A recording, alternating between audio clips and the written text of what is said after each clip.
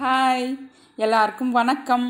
இன்றைக்கி வீட்டில் கிடைக்கிற பாலேடிலிருந்து வெண்ணெய், நெய், க்ரீம் இந்த மாதிரி 5 டிஃப்ரெண்ட் ப்ராடக்ட்ஸ் எப்படி பண்ணுறதுன்னு தான் பார்க்க போகிறோம். ரொம்ப ஈஸியாக ஜஸ்ட் ஒரு 2 மினிட்ஸ்லேயே நம்ம எல்லாத்தையுமே செய்யலாம். ரொம்ப மெஸ்ஸியாக ஆகாது கிச்சன். நம்ம எப்படி செய்கிறதுன்னு பார்க்குறதுக்கு முன்னாடி இப்போ தான் ஃபஸ்ட் டைம் நீங்கள் வீடியோஸ் பார்க்குறீங்க அப்படின்னா மற்ற வீடியோஸ் எல்லாமே பாருங்கள். உங்களுக்கு பிடிச்சிருந்தா சப்ஸ்கிரைப் பண்ணிவிட்டு நம்ம ஃபேமிலியில் ஜாயின் ஆகிடுங்க. இப்போ பாருங்கள், பால் காய்ச்சி வச்சுருக்கேன். நல்லா காஞ்சி இருக்கிறதால ஏடு நிறையவே இருக்குது. இது இந்த மாதிரி ஸ்பூன் வச்சு நம்ம எடுத்துடலாம். இல்லை ஃபில்டர் வச்சும் நம்ம ஃபில்டர் பண்ணி எடுத்துட்டா சுத்தமாக வந்துடும்.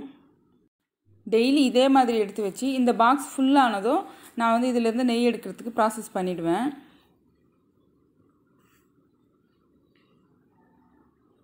பால் நல்லா காஞ்சிருக்கிறதால ஃபஸ்ட்டு நாளே நிறைய ஏடு வருது.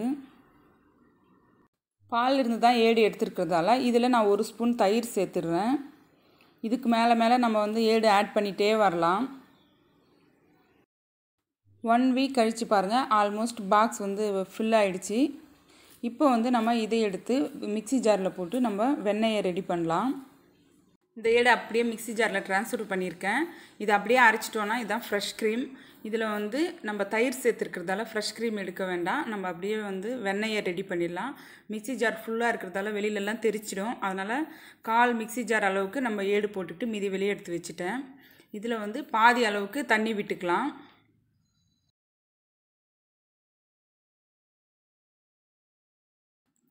இப்போ க்ளோஸ் பண்ணிவிட்டு மிக்சியில் பல்ஸில் வைக்கணும். அதாவது நம்மளுக்கு பட்டன் பார்த்தோன்னா இந்த சைடு 1 2 3ன்னு இருக்கும், அதில் வைக்காமல் பல்ஸில் விட்டு எடுக்கணும். அதாவது மோர் எப்படி நம்ம சிலுப்புறோமோ அந்த மாதிரி பண்ணி எடுத்தோன்னா நம்மளுக்கு ஈஸியாக வெண்ணெய் வந்துடும். ஃபுல்லாக அடித்து எடுக்கிறத விட லைட்டாக பல்ஸில் போட்டு ஆஃப் பண்ணி ஆன் பண்ணலாம்.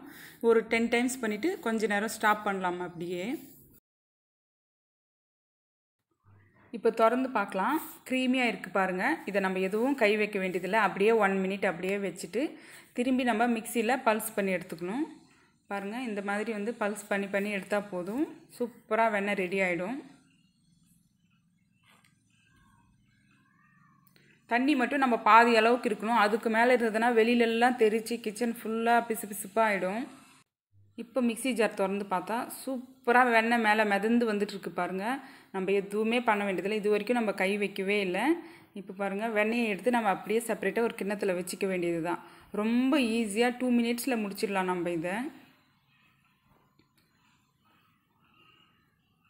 ஃபுல்லாக அப்படியே எடுத்து கொஞ்சம் உருட்டினோம்னாலே அந்த தண்ணி எல்லாம் இருக்கும், அதெல்லாம் வடிஞ்சு வந்துடும். நல்லா அழகான உருண்டையாக வந்துடுச்சு பாருங்கள் வெண்ணெய். இதில் முக்கியமான டிப் என்னென்னா, நம்ம இதில் தண்ணி சேர்க்குறப்போ ஐஸ் வாட்டர் சேர்த்து அரைச்சோன்னா ரொம்ப ஈஸியாக வெண்ணெய் திரண்டு வந்துடும். அதனால் நம்ம ஏடு அரைக்கிறதுக்கு முன்னாடியே ஃப்ரிட்ஜில் தண்ணி ஊற்றி வச்சுட்டு ஐஸ் வாட்டர் சேர்த்துக்கோங்க. இன்னொரு முக்கியமான டிப் என்னென்னா, பால் ஏடை 1 ஹவர் முன்னாடியே வெளியே வச்சுடுங்க, மிக்ஸி ஜாரில் போடுறதுக்கு முன்னாடியே. ஏன்னா அப்போ தான் சாஃப்ட் ஆகும் ஏடு. நல்லா நம்ம மிக்சியில் போட்டு அரைக்கிறப்போ நல்லா பிளெண்ட் ஆகிடும். வெண்ணெயெல்லாம் சுத்தமாக எடுத்தது போக மிச்சம் இருக்கிற இந்த தண்ணியை வேஸ்ட் பண்ணிடாதீங்க. இதை செடிக்கு ஊற்றினோன்னா செடி ரொம்ப நல்லா செழிப்பாக வளரும். இப்போ மீதி இருக்கக்கூடிய ஏடை போட்டு மிக்சியில் அரைச்சி எடுத்துடலாம்.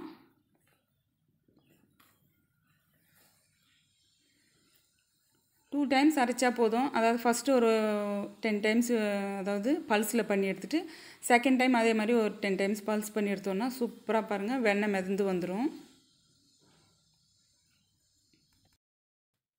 இப்போது இந்த வெண்ணெயும் நம்ம உருட்டி எடுத்து அதில் சேர்த்துடலாம். இந்த ப்ராசஸில் வேஸ்டேஜ்னு எதுவுமே இல்லை. அந்த தண்ணி செடிக்கு விடுறப்போ செடி ரொம்ப நல்லா செழிப்பாக வளரும்.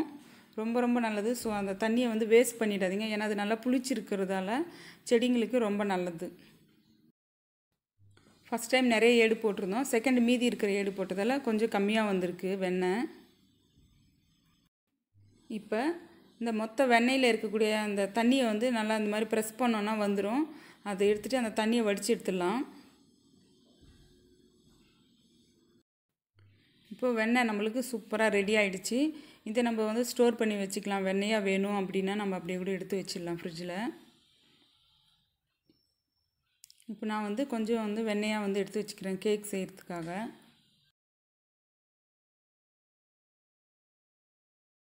இப்போ மீதி இருக்கிற பட்டரை வானலியில் சேர்த்துட்டு சூடு பண்ணலாம். வானலி நல்லா சூடாக இருக்குது. ஸோ சிம்மில் வச்சுட்டு நான் எல்லா பட்டரையும் இதில் சேர்த்துடுறேன்.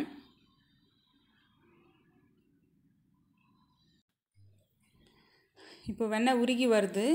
இந்த மாதிரி கொதிக்கிற டைமில் கொஞ்சம் லேசாக கலந்து விட்டுட்டு சிம்மில் வச்சிடலாம் ஸ்டவ்வை. நல்லா அந்த ஒயிட்டாக இருக்கு இல்லையா, அதெல்லாம் வந்து நல்லா ப்ரௌன் கலராக மாறணும்.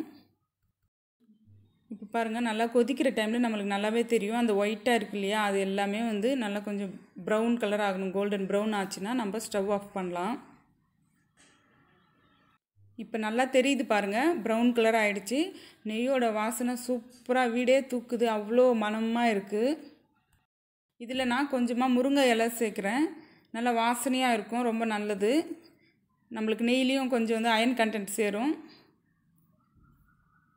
அந்த முருங்கை இலைலாம் பொரிஞ்சு வந்தது பிறகு நம்ம ஆஃப் பண்ணிடலாம்.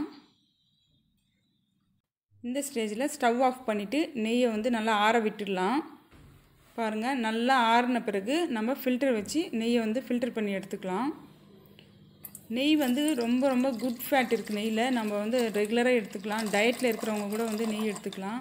வீட்லேயே செய்கிற நெய்க்கு வந்து பார்த்தோம்னா தனி வாசனை சுவை இருக்குது, நல்ல சத்துக்களும் இருக்குது. வெளியில் நம்ம நெய் வாங்குறப்போ அதில் அந்த நெய்யோடைய வாசனையே இருக்காது. ஆஃப் பண்ணு. ஃபில்டர் பண்ணிவிட்டு முடித்த பிறகு இருக்கக்கூடிய மீதியில் கொஞ்சமாக கேழ்வரகு மாவை சேர்த்துக்கலாம். இதை நல்லா ஃப்ரை பண்ணிடலாம். இது வந்து சின்ன வயசில் நாங்கள் அடிக்கடி சாப்பிட்ற ஒரு ஸ்நாக்ஸ். இது நெய் வீட்டில் காய்ச்சிறப்பெல்லாம் நாங்கள் இதை கண்டிப்பாக சாப்பிடுவோம். இந்த மாதிரி கேழ்வரகு மாவு இன்னும் கொஞ்சம் எக்ஸ்ட்ரா சேர்த்து நான் கலந்துட்டேன். இதில் வந்து கொஞ்சமாக வெல்லம் சேர்த்துக்கலாம், நம்ம டேஸ்ட்டுக்கு தகுந்த மாதிரி தான். சேர்த்துட்டு நல்லா ஃப்ரை பண்ணிட்டோன்னா நல்லாயிருக்கும். இது நெய்யும் வந்து கொஞ்சமும் வேஸ்ட் ஆகாது. நம்மளுக்கு அந்த முருங்கைக்கீரையும் நம்ம இதில் சாப்பிட்ருவோம். ரொம்ப ரொம்ப நல்லது. கண்டிப்பாக நீங்களும் ட்ரை பண்ணி பாருங்கள். இதை நல்லா ஃப்ரை பண்ணிவிட்டு உருண்டையாக பிடிச்சும் கொடுக்கலாம், இப்படியே பவுட்ராகவும் சாப்பிட்லாம். பாலேடிலிருந்து நம்ம ஃபஸ்ட்டு க்ரீம் எடுத்தோம், அடுத்தது பட்டர், அதுக்கு அடுத்ததாக செடிங்க நல்லா வளர்கிறதுக்கு ஒரு எனர்ஜி டானிக், அதுக்கு அடுத்ததாக நெய், அப்புறம் ஒரு குட்டி ஸ்நாக். இதெல்லாம் தான் நம்ம இன்றைக்கி ரெடி பண்ணோம். இந்த வீடியோ பாலேடிலிருந்து வெண்ணெய் எடுக்கிறதுக்கும் நெய் எடுக்கிறவங்களுக்கும் ரொம்ப யூஸ்ஃபுல்லாக இருக்கும் அப்படின்னு நினைக்கிறேன். உங்களுக்கு இந்த வீடியோ பிடிச்சிருந்தது, யூஸ்ஃபுல்லாக இருந்தது அப்படின்னா லைக் பண்ணுங்கள், உங்கள் ஃப்ரெண்ட்ஸ்க்கும் ஷேர் பண்ணுங்கள்.